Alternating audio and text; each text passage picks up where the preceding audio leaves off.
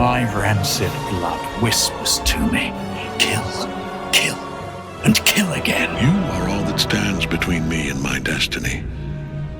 And you have brought the prism here. I am the ultimate tyrant.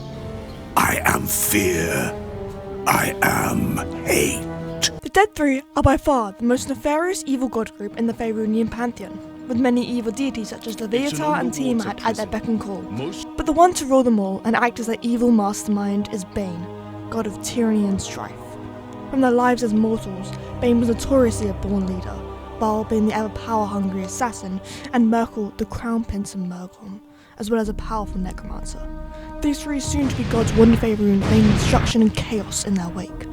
This even sparked the attention of the former god of tyranny, death and murder, Jurgle, after they killed a primordial in negative 375 DR. As a gift, Bane was given the Jethamin dagger, a minor artifact capable of slaying gods. Yeah, no biggie, just gotta give the most big tyrannical mortal a dagger that is capable of killing gods? Anyway, their journey soon led to the confrontation with the god himself. The trio then journeyed into the Grey Waste and sought out the Castle of Bone. Through armies of skeletons, legions of zombies, hordes of non-corporeal undead, a gauntlet of liches they battled. Eventually, they reached the object of their lifelong quest, the Bone Throne. When they confronted Jurgle, each of them soon turned on another, intent on keeping his power all to himself.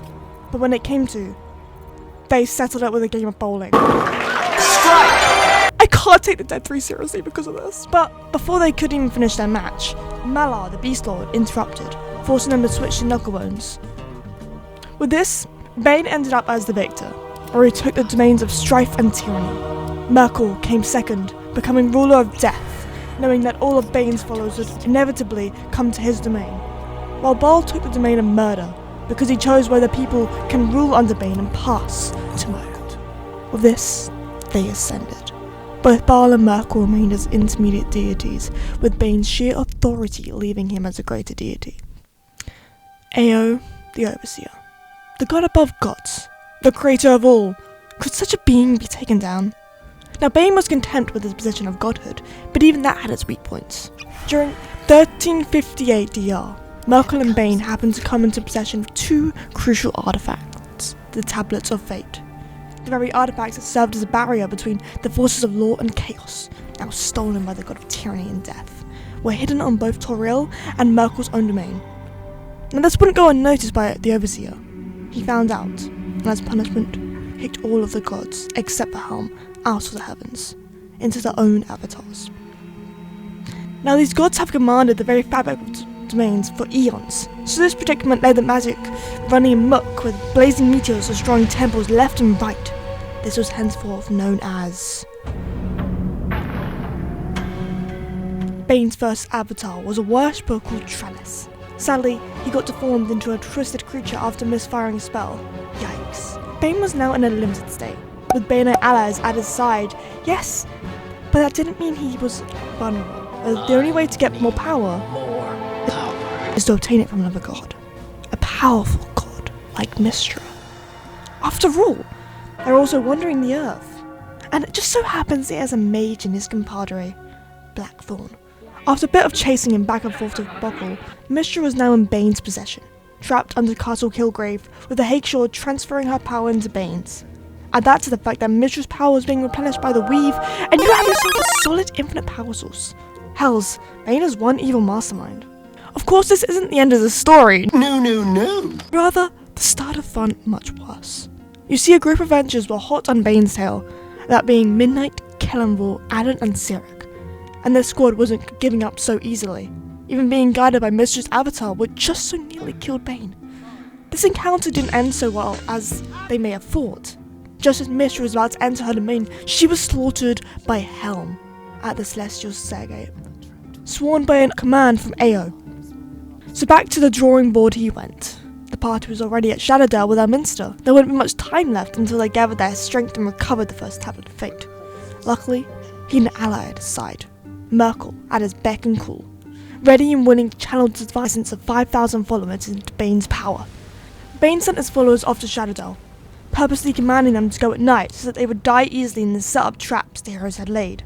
all the while his power transcended back to his godlike status. Charging into the Temple of Lavender, he came face to face with Elminster, Midnight and Adon. Instead, he was killed by a summoned elemental of Mystra, but not before sending Elminster into the very same vortex, all the way to Hades, mind you. Now that wasn't the end for Bane. In fact, it was just the beginning. He was resurrected by none other than the Lord of Death, Myrkul, who transferred his consciousness into the only surviving Bane out of the battle, Vizul Chamberlain. To which he went back to Zentral Keep, hatching a plan to capture and interrogate Mystra's supposed next avatar, Midnight. However, this attempt failed horribly, and Plan B was looking more favourable. You see, Bane wanted power desperately, but his followers were diminishing ever since his previous attempt, so he decided to borrow a few thousand, let's say, from Bhaal, which would have no horrible repercussions for Bhaal whatsoever in the coming years. But anyway, Myrkul channeled Bhaal's followers into a new, stronger avatar for Bane, surely reaching a godlike status once again. Honestly, I'm surprised only 5,000 followers reached you up to godhood. Bane's new avatar reached over 12 feet, heading over directly to Tantris. Luckily, there was a god in Tantris at the time, Torm, and upon seeing the approaching threat, he too decided to take extreme measures, sacrificing his followers to meet the power bestowed to Bane. Both gods died that day, yet his legacy wasn't over.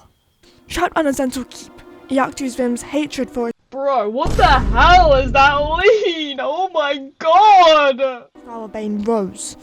You see, Xvim was a secret child of Bane and the demon, though the mother is still directly unknown to this day. All the while Xvim was trapped under Zentral Keep, a new god had arisen from the ashes of the dead, Cyric, the Prince of Lies. Now this man took all of the Dead Three's portfolios, death, murder and tyranny, you name it. He was in fact the new Jagu, you could say. But that doesn't mean he was liked. You see, all the three previous god followers didn't sway to Cyric just easily. I don't know. Some Baneites and Bhaalists prayed to their evil deities, since they were still being given their spells. In reality, it was Cyric. Over at Zentral Keep, you were either with him, or you're probably the next target on his giant kill list. Yeah, you were literally screwed if you didn't worship him one way or another. Cyric became fed up with the existence of Baneite supporters. So during the Year of the Maidens, a massive column of flame descended in the night sky, striking the Black Altar Temple. This was just a signal of a huge massacre, killing any of those who openly, directly, or just supported the previous god of strife. Baneite businesses were vandalized, Baneites openly murdered in their sleep. Worst time to show your support for an evil god. This led to Bane supports being practically non-existent in the streets, all people only worshipping his son Xvim in secret. The Banedeath became a really effective recruitment technique because if you decided to die, Cyric was ready to greet you in Hades. The only surviving Baneite being Vizul, because he had extensive connections to the Black Network, but also because toxic yaoi. And so, Cyric ruled for over 10 years, until one... Turns out, Xvim's life wasn't just for the sake of spreading his father's name, it served a more grander purpose, the resurrection of true tyranny. Bane burst out of his son's very skin, his divinity restored, and the portfolios of fear and strife retained. Many of Cyric's followers converted back over to Bane.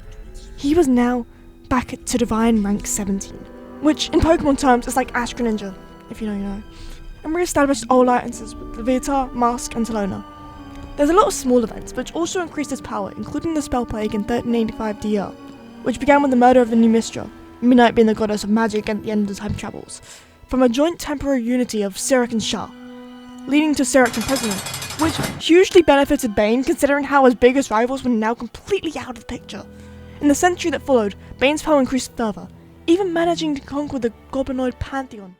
Distinguished dukes, patriarchs, dearest Ravengard, I will heed your call. A new chapter begins. Gortash by far has to be my top 5 most favourite characters in Baldur's Gate 3, after the most eluding of all, Raphael. He lived a life of poverty with his parents, along with the fact that he as well Foolish, needy. rather difficult to deal with. Now they had bills to pay, World-ending debts. specifically coming from the Guild, #1 criminal organisation in Baldur's Gate. Luckily for them, a certain warlock was happy to get rid of their debts in the Flint family. Let's say, but you know, you kid, You know, just a kid. It was give him up, and all of us live or refuse and die. So Gortash's life in the House of Hope started. He lived as a paperboy doing minor deeds for Raphael. His free time? Getting regularly beaten by the jailer Nibaldum, much to his satisfaction. Like to have snapped his neck. Sometime during his life within Raphael's house, he managed to break free, making his way back to the streets of Baldur's Gate, hence starting his villain arc. Gortash has somehow become a weapons dealer, a really good weapons dealer, managing to expand his territory outward into other businesses. It was only a matter of time until the guild took notice, taking necessary precautions, and they hired Karlach as his bodyguard. But with all the great partnerships comes their usage date. Hers was being handed to the Archdevil Zerial as a living test subject for an implanted infernal engine, while Gortash's end of the bargain remains unknown. With all that aside, his arms dealing managed to even surpass the Knights of the Shield, a rival organisation that was in the custody of the Emperor, manipulating Duke Stellarmane using his limited powers. Gortash rose through the ranks, acquiring the position of military advisor. Fancy title for a guy that was ignored half the time. Anyway, at some point between the House of Hope and the working as an arms dealer, Gortash became the chosen of Bane. This made him more ambitious than ever, and soon he became acquainted with the Dark Urge, both plotting and succeeding in stealing the crown of Carsus from Mephistopheles with the help of Helsec. You know, Archdevil Mephistopheles? Lord of Cania kind of Mephistopheles? How are we just putting it aside? Afterwards, the two chosen followers formed an alliance with Myrkul's chosen. The gang was back together, and more evil than ever, until the Dark Urge got lobotomized and replaced by Orin. Bhaal's reign of terror began in the Moonshae Isles of 1346 DR. Using his shapeshifter avatar, Khazgroth, he attempted to combine the Firebolgs and the Northmen into one powerful army, aimed to destroy the realms of Firfolk, which was currently under the protection of the Earth Mother Shanti. Khazgroth even managed to corrupt a few Northmen, turn them into blood warriors. However, before the invasion could expand further into the Isles, Khazgroth was slain by Tristan Kendrick, Prince of Corwell, on the Isle of Gwyneth, within the Moonshae Isles, using the sword of... I'm not pronouncing that. But Bhaal wasn't ready to give up just yet. He had one more trick up his sleeve, his cleric, Hobarth, which he used to corrupt the Moonwell into a Darkwell, which became a cancerous wound that corrupted any and all within its vicinity, during which Bhaal formed an alliance with a Thayan wizard within King Reginald's court, and raised an army of Sahugan and the undead through Priestess Yazla. Bhaal then used the Darkwell to summon forth the Children of Bhaal, which, as cool as it sounds, were really just a group of monsters. His actual children would come much, much later. You see, Bhaal's plan was in fact to steal the Earth Mother's land and make it into his own personal domain. So he sought to reap the warm life from the Isles and use his army to ravage settlements from people. And all the while, Tristan had been crowned King of the Isles and formed a united front of the Firfolk to push back against Bhaal's wrath strongly. But there was one last piece at play that Bhaal had prepared. His final avatar in the Moonshae Isles, the Ravager. Yeah, so it turns out when you leave a big evil portal open for too long, don't be too surprised if the final boss appears too. If anyone's played Baldur's Gate 2, this is so frustrating. You understand the pain of fighting this thing. Yet Tristan had done it again. Bhaal was greatly weakened, and even temporarily exiled from the realms, until that frightful day. Now previously, I had spoken about how Bane was sacrificed a couple thousand of Bhaal's assassins, which would have no horrible repercussions for Bhaal whatsoever. Well, add to the fact that he was severely weakened from Tristan, and yeah, suddenly Lord of Murder might actually die from his own portfolio.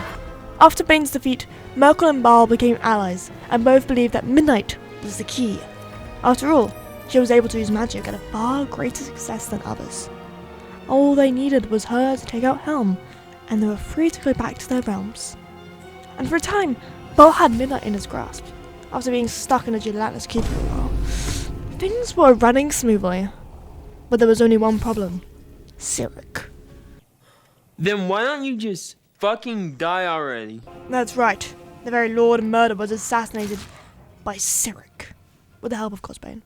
The Lord of Murder shall perish, but in his doom he shall spawn a score of mortal progeny. Chaos will be sown from their passage, so saith the wise Alondo. Baldur's Gate 3 featured one of the most notorious antagonists in the old games, Sarevok, from being saved as a sacrifice by the Harpers and left completely abandoned as an urchin in the streets.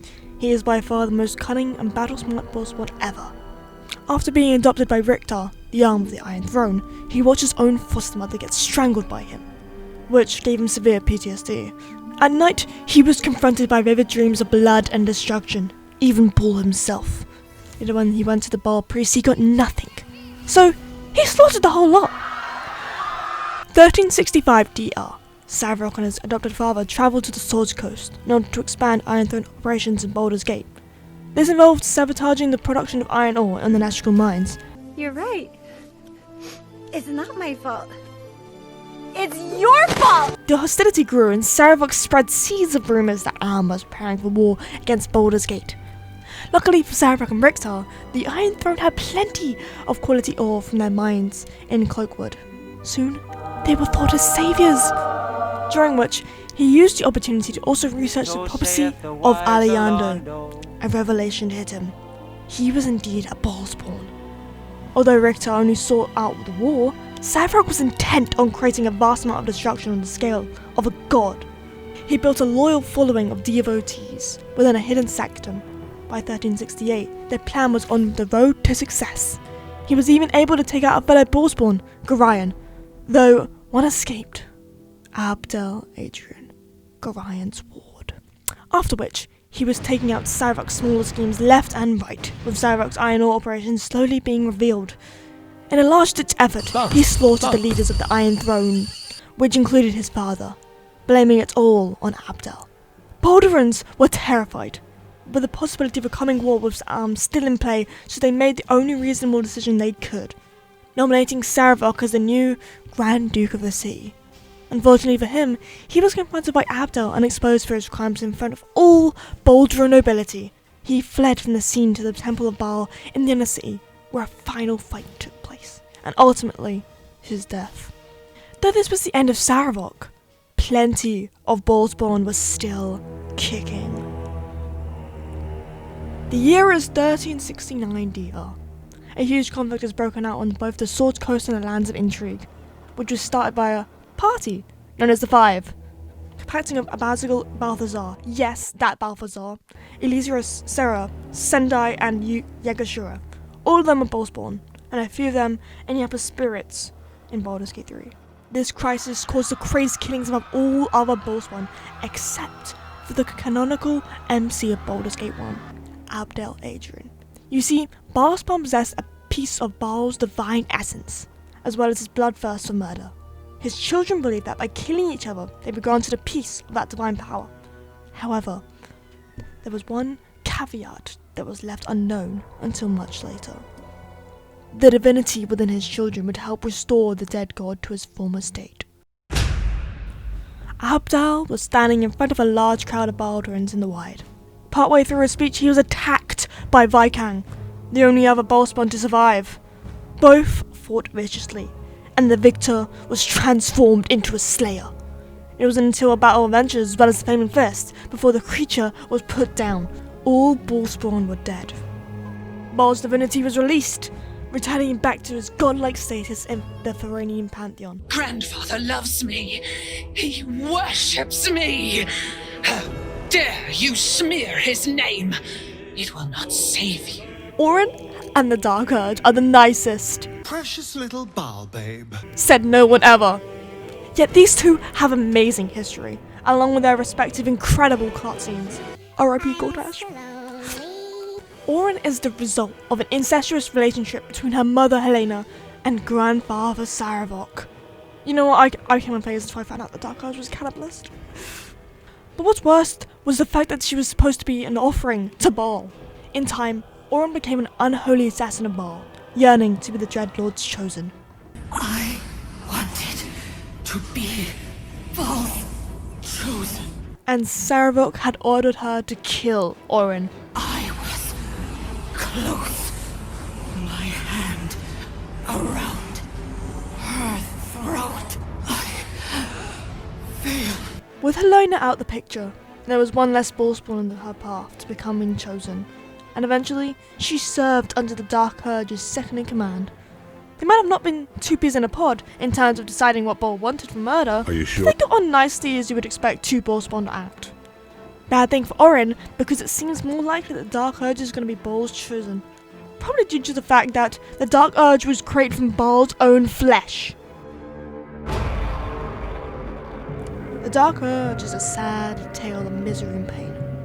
Brought outside the cult of the Absolute, Little Bhaal babe was taken in by a couple, and for a while there was peace, until they succumbed to the urge and slaughtered both of them. Sometime later, they found their way back to the cult, quickly rising through the ranks all the way to becoming the leader.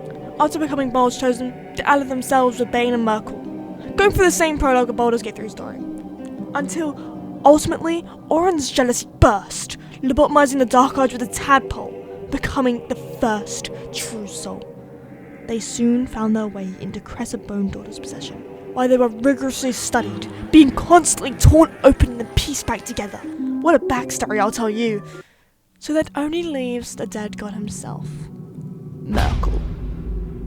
During the time of troubles, the Lord of Bones took to a rather backstage position, providing the means for Bhaal and Bane to obtain it and serve up power from others. After Bhaal fell, Midnight was on her way to obtaining the last tablet of fate within Myrkul's domain. Little did she know that it had a tracking device implanted within, sending a beacon loud and clear to not only Myrkul, but all his followers within the City of the Dead. Myrkul was following closely behind, with a small pack of undead within the sewers. My audio here was really bad. So basically, to sum it up, Myrkul ended up confronting Midnight and Cannonball in Black South's tower, and basically a whole battle took place. The battle was fierce, but ultimately it ended with Myrkul dying. Dude, what is up with this dramatic irony? Anyway, all of the Dead Free's avatars were slain. Their domains passed on to Cyric, who ascended to godhood. It wasn't until the second Sundering that he was revived. There is no redemption, can't you see? It is too late. If Melodia could see all I've done, she'd know. She'd know her husband died long ago with Isabel. Ketheric Thorm is a broken man, clinging strong from former fragments of his old life. Long ago, it would be hard to believe that he was a Selûnite along with his family for generations, living out his days within Moonrise Towers and the surrounding town of Raithwin. Sadly, both his wife and daughter died young, to which he grieved deeply. But this pain was too deep, and so he turned to Shah in the hopes of getting rid of it, even becoming her chosen. In 1373 DR, Ketheric raised an army of dark justiciars below the Thorm Mausoleum. He aimed to conquer the land surrounding Moonrise Tower in Shah's name, but a band of harpers commanded by Blackstaff Aronson, as well as druids from the Emerald Grove, strictly opposed these aims, since it would harm nature. The battle between the two groups led to severe casualties on either side, and Ketheric was on the receiving end of one such attack. But before drawing his last breath, he conjured a deadly Shiren curse that spilled over to the surrounding land for over a century. His body was buried by Jaheira and any remaining Harper survivors.